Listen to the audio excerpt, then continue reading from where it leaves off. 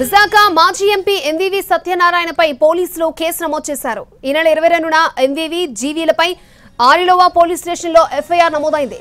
హైగ్రీవా భూముల వ్యవహారంలో ఫిర్యాదుల ఆధారంగా కేసు నమోదు చేశారు పోలీసులు. నాన్ బెయిలబుల్ సెక్షన్ల కింద ఎఫ్ఐఆర్ ఫైల్ చేశారు. హైకోర్టులో క్వాష్ పిటిషన్ వేశారు ఎంవీవీ సత్యనారాయణ.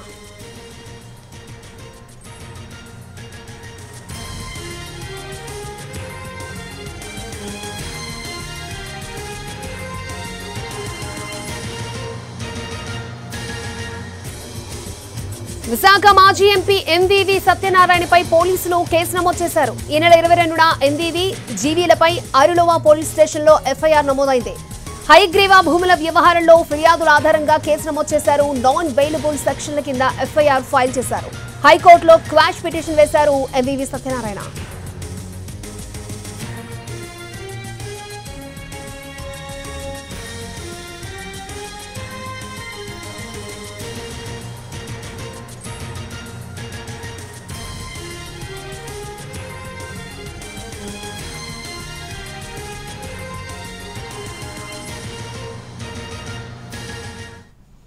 విశాఖ మాజీ ఎంపీ ఎంవీవీ సత్యనారాయణపై పోలీసులు కేసు నమోదు చేశారు. ఈ నెల 22న ఎంవీవీ జీవీలపై ఆరిలోవా పోలీస్ స్టేషన్లో ఎఫ్ఐఆర్ నమోదైనట్లుగా తెలుస్తోంది. అయితే హరిగ్రీవా భూముల వ్యవహారంలో ఫిర్యాదుల ఆధారంగానే కేసు నమోదు చేశారు పోలీసులు. రైట్, ఇదే అంశానికి సంబంధించి మరిన్ని అప్డేట్స్ మా ప్రతినిధి రవిచంద్ర మనకు అందిస్తారు. రవిచంద్ర, విశాఖపట్నం మాజీ ఎంపీ ప్రముఖ బిల్డర్ ఎంవీవీ సత్యనారాయణ పైన ఆరిలోవా పోలీస్ స్టేషన్ లో కేసు నమోదైంది. 227/2024 కింద ఈ కేసును నమోదు చేసిన ఆరిలోవా పోలీసులు దర్యాప్తు చేస్తున్నారు. ప్రధానంగా హైగ్రీవా ప్రాజెక్ట్స్ కు సంబంధించి జగదీశ్వరుడు అనే ఓనర్ ఎవరైతే ఉన్నారో ఆయనకు సంబంధించిన భూమి వివాదం ఉంది.